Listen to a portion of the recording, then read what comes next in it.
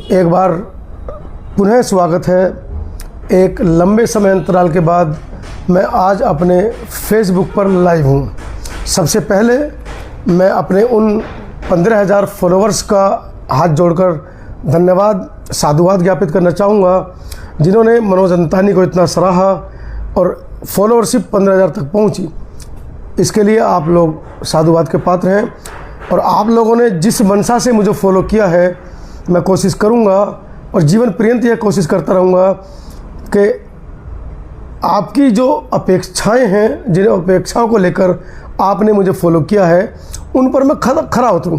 साथ ही साथ संतोष अम्बेश जो हमारे भाई हैं, आवाज़ इंडिया, माफ़ कीजिएगा, आवाज़ भारत 24x7 के नाम से, 24x7 के नाम से वो चैनल चलाते हैं। आज की इस लाइव में वो भी लाइव पर हैं। मैं चाहूँगा जितने हमारे दर्शक हैं उनको भी फॉलो कर लें, क्योंकि वो भी बड़े जद्दोजहद के बाद आप लोगों की, बहुजनों की, बहुजन हिताय बहुजन सुखाय की जिस तरह मैं आवाज़ उठा रहा हूँ, वो भी आवाज़ उठा रहे हैं। साथ ही साथ अभी तो हम फेसबुक पर लाइव हैं, बाद में इस वीडियो को यूट्यूब पर भी डाला जाएगा। आज की जो खास चर्चा है, पिछले एक सप्ताह से आप लोग देख रहे हैं, जब से ग्वालियर में बाबा साहब की प्रतिमा का विरोध हुआ है, तो एक वर्ग ये कह रहा है कि BN राव संविधान निर्माता हैं और देश का बहुसंख्यक बहुजन हिताय की जो भाषा है उसको फॉलो करने वाले लोग, बहुजन हिताय बहुजन सुखाय की जो बुद्ध की जो टिप्पणी थी उसको फॉलो करने वाले लोग भी सड़कों पर हैं और कह रहे हैं कि संविधान निर्माता बाबा साहब हैं। तो हमने इसके ऊपर गूढ़ चर्चा की और चर्चा करने के बाद हमने बहुत से लोगों से बात की और हमारी जो खोज थी इस विषय पर चर्चा की जाए, समाज को एक मैसेज दिया जाए। वो मैसेज कैसे दें, कहाँ से शुरुआत करें, तो इन सब लोगों पे लगभग 50-100 आदमियों से चर्चा करने के बाद डॉक्टर राजाराम जो आगरा से हैं उन पर जाकर हमारी खोज ख़त्म होती है और उन्होंने जो आंकड़े, जो तथ्य और जो डॉक्यूमेंट्स हमको पेश किए हैं, उन डॉक्यूमेंट्स के आधार पर हम पिछले एक सप्ताह से आपको संविधान सभा की डिबेट्स और संविधान बनने की प्रक्रिया से अवगत कराते आ रहे हैं। बहुत सी वीडियो हैं जो हम अपलोड कर चुके हैं, आप लोग उन पे अपनी क्रिया प्रतिक्रिया भी दे सकते हैं और उनके लिंक हम इस वीडियो के अंत में टाइटल में भी और यूट्यूब पर भी डाल देंगे। अब चर्चा शुरू होती है। डॉक्टर राजाराम जी से जब बात हुई तो उन्होंने हमको ये सारा खजाना दिया। जो यहाँ पर एक बात मैं आपको बताना बेहतर समझता हूँ कि डॉक्टर अंबेडकर जिस गरीबी से जूझकर पले बड़े और विदेशों तक पहुँचे, पढ़ाई लिखाई पूरी की उन्होंने, उसको आपको हर भाषण में, हर सभा में बताया जाता है। डॉक्टर अंबेडकर ने संविधान बना दिया, संविधान में क्या क्या चीज़ें हैं उन सब चीज़ों को छुपाया जाता है। डॉक्टर अंबेडकर संविधान में आपको क्या देना चाहते थे उसको छिपाया जाता है। लगातार हमारी कोशिश है हम आपको जागरूक करें संविधान की डिबेट से, संविधान के चर्चा से।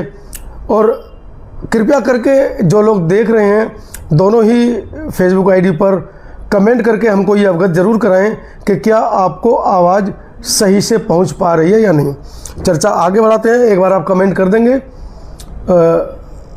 संतोष अम्बेश आवाज़ भारत टीवी पर या मनोज अंतानी की फेसबुक आईडी पर आप लाइव देख रहे हैं, अगर आप एक बार कमेंट कर देंगे और हमको बता देंगे कि आप तक आवाज़ पहुंच रही है तो हम इस डिबेट को आगे बढ़ाएंगे।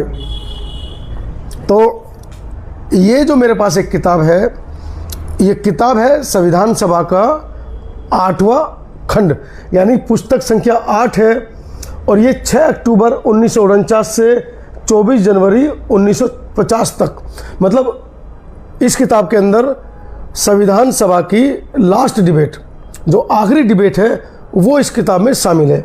इस किताब को लोकसभा सचिवालय से मुद्रित किया गया है।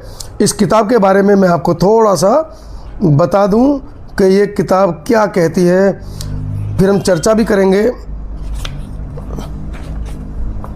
क्योंकि मैं नहीं चाहता हूं कि किसी भी तरह की कोई गलत जानकारी मैं आप लोगों तक पहुंचाऊं। भारतीय संविधान सभा के वाद विवाद की सरकारी रिपोर्ट है, हिंदी संस्करण है। इसको मैं पढ़ूंगा, लेकिन उससे पहले मेरे पास 2 किताबें हैं और आज इस किताब को, इस संविधान सभा की डिबेट के कुछ अंश मैं आपको पढ़कर सुनाऊंगा। वो क्यों बेहद ज़रूरी हैं बहुजन हिताय बहुजन सुखाय की थ्योरी पर जो लोग काम कर रहे हैं या जो लोग इस कॉन्सेप्ट को समझते हैं उनके लिए। शुरू करने से पहले मैं आपको दिखा दूं, मेरे पास भारत का संवैधानिक विकास और संविधान डॉक्टर सुभाष कश्यप की एक ही किताब है।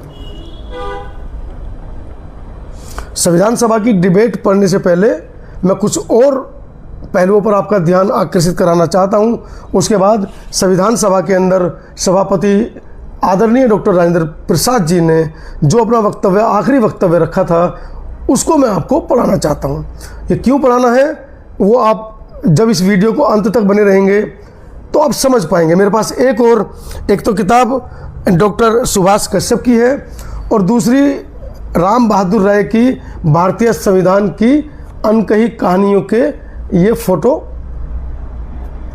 कॉपी कर मुझे किताब मिली है। और इसके लिए मैं डॉक्टर राजा राम जी को साधुवाद करना चाहूँगा बार बार अपने सभी दर्शकों की तरफ से कि इतने महत्वपूर्ण डॉक्यूमेंट जो आज तक हमारे समाज के सम्मुख कभी नहीं पहुंच पाए, क्या इन डॉक्यूमेंट्स के अंदर है। क्योंकि आप देख रहे हैं इतनी मोटी मोटी किताबों को देखकर एडवोकेट भी, जज भी चकरा जाए कि यार इनको कैसे पढ़ेंगे। लेकिन डॉक्टर राजा राम जी का मैं धन्यवाद इसलिए भी कर रहा हूँ कि उन्होंने प्रेरित किया कि मनोज, आज तक तुम 10 साल से समता आवाज़ टीवी के लिए जो करते आ रहे हो वो पर्याप्त नहीं है। समय निकालिए और कुछ ऐसे डॉक्यूमेंट्स को समाज के सामने प्रस्तुत किया जाए जिससे कि जो हमारा समाज है उसकी आंखें खुलें। डॉक्टर अंबेडकर का क्या विजन था, डॉक्टर अंबेडकर क्या बहुजन हिताय बहुजन सुखाय की बुद्ध की इस थ्योरी पर काम कर रहे थे। डॉक्टर अंबेडकर समता, समानता, बंधुत्व की जो भावना है उसको रोपित करने का लिए जो काम कर रहे थे, या कहें कि जो शब्द मैंने कल भी अपने वक्तव्य में कहा था कि जो पिछड़े हैं, संसाधन विहीन हैं, उनके विकास के लिए डॉक्टर अंबेडकर के पास क्या क्या मसौदे थे जिनको संविधान के अंदर नहीं डाला गया, उन सब पर भी चर्चा करेंगे। ये मेरे पास एक स्टेटमेंट है जो सभापति थे डॉक्टर राजेंद्र प्रसाद जी, 15 अगस्त 1947 का ये एक वक्तव्य है जो देश की आज़ादी की पूर्व संध्या पर 15 अगस्त को उन्होंने जनता को संबोधित किया था। आइए पहले ये पहला वक्तव्य है जो संविधान सभा 15 अगस्त 1947 को जब निर्माण में थी तो उस समय उन्होंने क्या कहा था, और अपने अंतिम वक्तव्य में संविधान सभा बनने के बाद, संविधान बनने के बाद उन्होंने जो पहला वक्तव्य दिया है और इस आखिरी वक्तव्य में कितना तालमेल है, क्या क्या घपले हैं, क्या क्या वो बातें हैं जो होनी चाहिए थी, जो देशवासियों को सपने दिखाए गए थे, क्या वो पूरे हुए हैं। चलिए पहले मैं सीधा आप लोग कहेंगे बोर करते हो, बोर नहीं करता हूँ। एक भूमिका बनानी ज़रूरी है जिससे कि आप लोग बंदे रहें वीडियो तक और वीडियो को अंत तक ज़रूर देखिएगा, क्योंकि संविधान सभा एक इतना महत्वपूर्ण दस्तावेज है। अगर हम उसको नहीं पढ़ेंगे, उसको नहीं समझेंगे तो यकीन मानिए हम संविधान को भी नहीं समझ पाएंगे। डॉक्टर अंबेडकर के विजन से हम कोसों दूर हैं। आइए लेकर चलता हूँ डॉक्टर राजेंद्र प्रसाद क्या अपना वक्तव्य 15 अगस्त 1947 में रख रहे हैं, देशवासियों को सपने दिखा रहे हैं। उनका कहना है, आइए इस देश में ऐसी परिस्थितियां उत्पन्न करने का संकल्प करें। आइए इस देश में ऐसी परिस्थितियां उत्पन्न करने का संकल्प करें जब प्रत्येक व्यक्ति स्वतंत्र होगा और उसे अपनी प्रतिभा के पूरे विकास के तथा अपनी पूरी सामर्थ्य तक ऊंचा उठने के साधन उपलब्ध होंगे। जब गरीबों और गंदगी, अज्ञान और बीमारी दूर हो गई होगी, जब ऊंच और नीच के बीच, गरीब और अमीर के बीच भेद मिट गया होगा, जब न केवल धर्म के विश्वास, प्रतिपादन और व्यवहार की पूरी स्वतंत्रता होगी, बल्कि धर्म ऐसी संयोजक शक्ति बन जाएगा जो अशांति और विच्छेद, विभाजन और अलगाव पैदा करने के बजाय मनुष्य को मनुष्य से जोड़ेगा। जब मनुष्य द्वारा मनुष्य के शोषण का अंत हो जाएगा, जब भारत की आदम जातियों को तथा उन सबको जो पिछड़े हुए हैं और जबकि बराबरी में लाने के लिए विशेष सुविधाओं का आयोजन किया जाएगा, जब इस देश में न केवल करोड़ों भारतीयों का पेट भरने के लिए पर्याप्त अन्न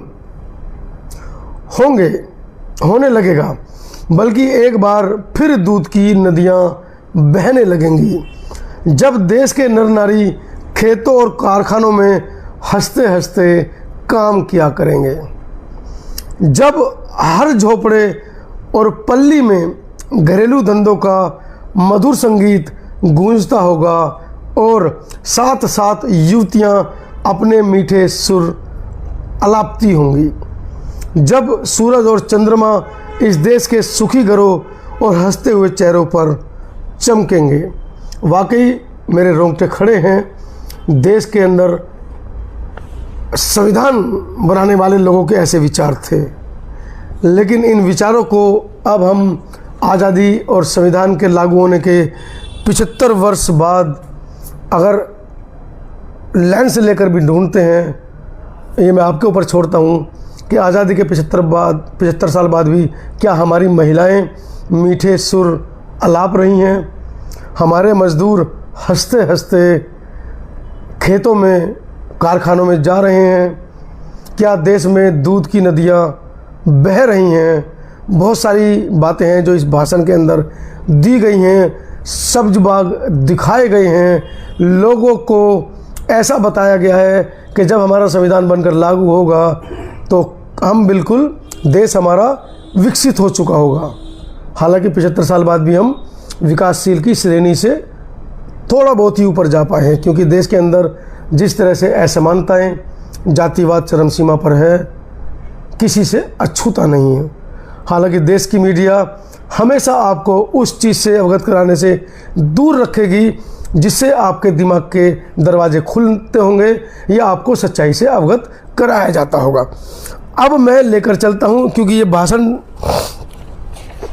जिसके अंदर सब्ज बाग दिखाए गए, लोग रातों रात सपने देखने लगे कि हमारा देश आज़ाद होगा, दूध की नदियां बहेंगी, कल कारखाने होंगे, मधुर किलकारियाँ महिलाओं की इस देश में गूंजती होंगी। ये वक्तव्य है 15 अगस्त 1947 का। अब ठीक 1950 के वक्तव्य दिन है 26 नवंबर सन 1949, संविधान सभा का यह आखिरी उद्बोधन है सभापति राजेंद्र प्रसाद का, जो उन्होंने 15 अगस्त को अपना भाषण दिया था। और उसके बाद अब जब संविधान बन चुका है, देश में लागू होने को तैयार है, उनका भाषण क्या है? मैं इसके भाषण के मैंने शुरू के 2-3 पेज जो हैं वो मैंने नहीं लिए, क्योंकि पढ़ूंगा तो बहुत लंबे जाएंगे, क्योंकि वो शुरू के इन 2-3 पेज के अंदर सभी लोगों को धन्यवाद प्रस्तुत करते हुए नज़र आए हैं और कोई ख़ास देश के अंदर कुछ उन्होंने परिवर्तन की कोई झलक ऐसी नहीं बताई है जिससे कि हम उसको प्रेरणा समझ सकें कि देश के अंदर संविधान बनकर तैयार हो चुका है और 26 नवंबर को अंगीकृत भी कर लिया गया है और 26 जनवरी को उसको लागू किया जाएगा, ऐसा जो है इतिहास बता रहा है। इस वक्तव्य का जो सार है वो मैं आपको पढ़कर सुना रहा हूँ कि पहले उन्होंने क्या कहा था और अब अपने भाषण में उन्होंने कहीं कोई ऐसी जानकारी, कहीं कोई ऐसी एक भी लाइन दूध की नदियाँ, कारखाने, कल कारखाने, आपके किसान, कृषक वर्ग, उसके बारे में कही हो। आप चाहें तो इस डिबेट को, ये 8वां खंड है, 26 नवंबर का भाषण है, आप सुन सकते हैं। आइए इस भाषण का जो सार है वो मैं आपको पढ़कर सुना रहा हूँ। संविधान के संबंध में जिस रीति को संविधान सभा ने अपनाया वह यह थी कि सर्वप्रथम विचारणीय बातें निर्धारित की, जो कि लक्ष्य मूलक संकल्प के रूप में थी, जिसको एक ओजस्वी भाषण द्वारा पंडित जवाहरलाल नेहरू ने पेश किया था और जो अब हमारे संविधान की प्रस्तावना है। जो वर्तमान में संविधान की प्रियम्बल है, जिसको हम संविधान की जान कहते हैं, उसके बारे में ये कह रहे हैं कि जिसको एक ओजस्वी भाषण द्वारा पंडित जवाहरलाल नेहरू ने पेश किया था और जो हमारे संविधान की प्रस्तावना है। इस पर हमने एक वीडियो बनाई थी अभी कुछ दिन पहले, उसका मैं लिंक नीचे डालूंगा, आप उसको भी देख सकते हैं। वो प्रस्तावना 13 दिसंबर 1946 को 8 उसके मुद्दे थे, पॉइंट थे, जिनको लेकर पंडित जवाहरलाल नेहरू ने जब संविधान सभा चल रही थी उसके 5वें दिन वो मसौदा दिया था। 8 उसके पॉइंट थे, उसके ऊपर वीडियो हम बना चुके हैं। तब तक मसौदा समिति नहीं बनाई गई थी, डॉक्टर अंबेडकर का उसमें जिक्र भी नहीं है। इसके बाद संवैधानिक समस्याओं के भिन्न भिन्न पहलुओं पर विचार करने के लिए कई समितियां नियुक्त की। डॉक्टर अंबेडकर ने इन समितियों के नामों का वर्णन किया था। इनमें से कई समितियों के सभापति या तो पंडित जवाहरलाल नेहरू होते थे या सरदार पटेल। अतः इस प्रकार हमारे संविधान की मूलभूत बातों का श्रेय इन्हीं को है। यहाँ पर सभापति राजेंद्र प्रसाद डॉक्टर अंबेडकर के भाषण, जो उन्होंने 26 नवंबर 1949 को इस भाषण से एक दिन पहले सभा में रखा था, उसके ऊपर भी हमने एक वीडियो बनाई है। और उस वीडियो के ऊपर हमने डॉक्टर अब्दुल सादुल्ला साहब का एक बयान आपको प्रस्तुत किया था, जिसमें उन्होंने, वो मसौदा समिति के सदस्य थे जिसमें डॉक्टर अंबेडकर अध्यक्ष थे, उन्होंने यह बताया था खुलकर कि किन दबावों के चलते डॉक्टर अंबेडकर और उनकी पूरी टीम ने उस समिति में काम किया था। और डॉक्टर अंबेडकर ने 25 नवंबर को एक दिन पहले सभा के सामने जो अपना संबोधन दिया है, उसमें उन्होंने उन समितियों के बारे में जिक्र किया है। मुझे केवल यही कहना है कि इन सब समितियों ने उचित और ठीक रीति से कार्य किया और अपने अपने प्रतिवेदन प्रस्तुत किए, जिन पर सभा ने विचार किया और उनकी सिफारिशों को उन आधारों के रूप में ग्रहण किया गया जिन पर संविधान का मसौदा तैयार किया गया था। यह कार्य श्री B.N. राव ने किया, जिन्होंने अपने इस कार्य में अन्य देशों के संविधानों के पूर्ण ज्ञान और इस देश को रक्षा के व्यापक ज्ञान और अपने प्रशासनिक ज्ञान का भी पुट दिया। इनके बाद सभा ने मसौदा समिति नियुक्त की, जिसमें श्री B.N. राव द्वारा जिसमें B.N. राव द्वारा निर्मित मूल मसौदे पर विचार किया और संविधान का मसौदा बनाया गया, जिस पर द्वितीय पठन की स्थिति में इस सभा ने विस्तार पूर्वक विचार किया। जैसा कि डॉक्टर अंबेडकर ने बताया था, 7635 से कम संशोधन नहीं थे, जिनमें से 2473 संशोधन पेश किए गए। मैं केवल यह सिद्ध करने के लिए यह कह रहा हूं कि केवल मसौदा समिति के सदस्य ही इस संविधान पर दत्तचित्त होकर अपना ध्यान नहीं दे रहे थे, वस्तु अन्य सदस्य भी सचेत थे और मसौदे को पूर्ण रूप से जांच परख कर रहे थे। यह कोई आश्चर्य की बात नहीं है कि मसौदे में केवल प्रत्येक अनुच्छेद पर ही नहीं, वरन लगभग प्रत्येक वाक्य पर और कभी कभी जो प्रत्येक अनुच्छेद के प्रत्येक शब्द पर हमें विचार करना पड़ा। माननीय सदस्यों को यह जानकर खुशी होगी कि इस कार्रवाई में जनता बड़ी दिलचस्पी ले रही थी और मुझे यह विदित हुआ कि जितने समय तक संविधान विचाराधीन रहा, उस समय में 53,000 दर्शकों को दर्शक गैलरी में जाने दिया गया। परिणाम यह हुआ कि संविधान के मसौदे का आकार बढ़ गया और जब यह पारित हुआ तो श्री B.N. राव के मूल मसौदे के 243 अनुच्छेद में और 13 अनुसूचियों के स्थान पर उसमें 395 अनुच्छेद और 8 अनुसूचियां हो गईं। डॉक्टर अंबेडकर के संविधान सभा के अध्यक्ष बनने के बाद 243 अनुच्छेद से बढ़कर 395 अनुच्छेद हो गए और 13 अनुसूचियों को घटाकर 8 कर दिया गया। मैं उस शिकायत को कोई महत्व नहीं देता हूं जो कभी कभी इस रूप में की जानी थी कि यह संविधान बहुत विशाल हो गया है। यदि उपबंधों पर भली प्रकार से विचार कर लिया गया है तो इस वृद्धाकार से हमारे चित्त की स्थिति वृत्ति में कोई विघन नहीं पड़ना चाहिए। अब हमें इस संविधान की मूल बातों पर विचार करना है।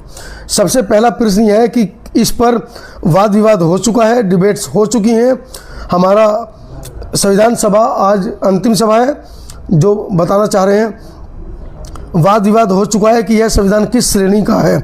मैं स्वयं उस श्रेणी को कोई महत्व नहीं देता हूं जो इस संविधान को दी जाएगी, चाहे आप उसे फेडरल संविधान कहें या एकात्मक शासन तंत्र का संविधान कहें और कुछ कहें।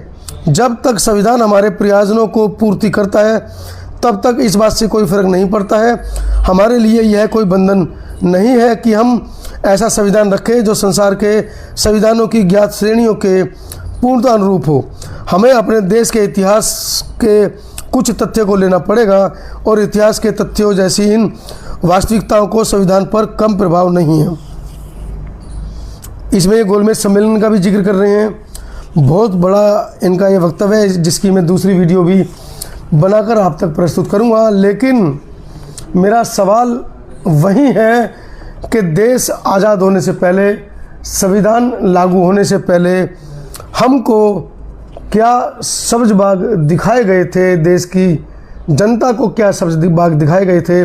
और जब देश का संविधान बनकर तैयार हो गया, 26 नवंबर को अंगीकृत कर लिया गया, उसमें जब ये अध्यक्षीय भाषण हुआ राजेंद्र प्रसाद जी का, तो इस देश के अंदर वंचित वर्ग के लिए उन्होंने कोई ऐसा पैरा नहीं लिखा है, कोई ऐसा संशोधन उन्होंने नहीं दिया है जिसमें वंचित वर्ग से आने वाले किसान, मजदूर, जो एक बहुसंख्यक आज़ादी, जिसको मैं फिर दोहरा देता हूँ, जो बुद्ध का जो एक कथन था बहुजन हिताय बहुजन सुखाय का, उसको लेकर इन्होंने कहीं ना कहीं उसको छिपाया गया है।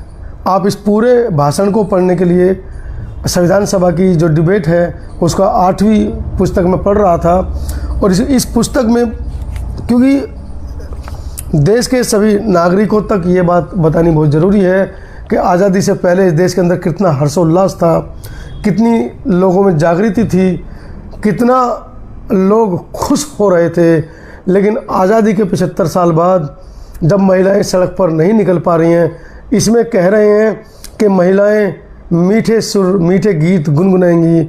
और आज की 75 साल बाद की स्थिति ये है कि महिलाओं के साथ लगातार हो रहे उत्पीड़न, यहाँ तक के 75 साल हो गए हैं, महिलाएं महिला आरक्षण मांग रही हैं लोकसभा और राज्यसभा में, आज तक उनको महिला आरक्षण नहीं दिया गया है। कितनी बार उन्होंने इसके ऊपर जंतर मंतर पर जगह जगह प्रोटेस्ट उन्होंने किया, लेकिन महिलाओं को अधिकार जब हमारे नेता नहीं देना चाहते हैं तो आप सोचिए एक पारंपरिक जो पुरुषवादी परिवार है वो कैसे उन महिलाओं को अधिकार देगा। सब्ज बाग क्या दिखाए गए थे और आज 75 साल बाद संविधान लागू होने के बाद क्या स्थिति है, इस पर विचार करना बहुत ज़रूरी है। संविधान सभा को पढ़िएगा और संविधान को आपको समझने में बहुत आसानी होगी। मैं लगातार संविधान सभा की डिबेट्स आपको जैसे जैसे पढ़ूंगा, जैसे जैसे समझूंगा, आप तक पहुंचाता रहूँगा। पूरी वीडियो के बारे में क्या राय है नीचे कमेंट सेक्शन में ज़रूर लिखिएगा। वीडियो को लाइक करें, शेयर करें और हाँ, हमें फॉलो करना ना भूलें, जिससे कि हम इस तरह की नई नई वीडियोज़ आपको दिखाते रहें। धन्यवाद।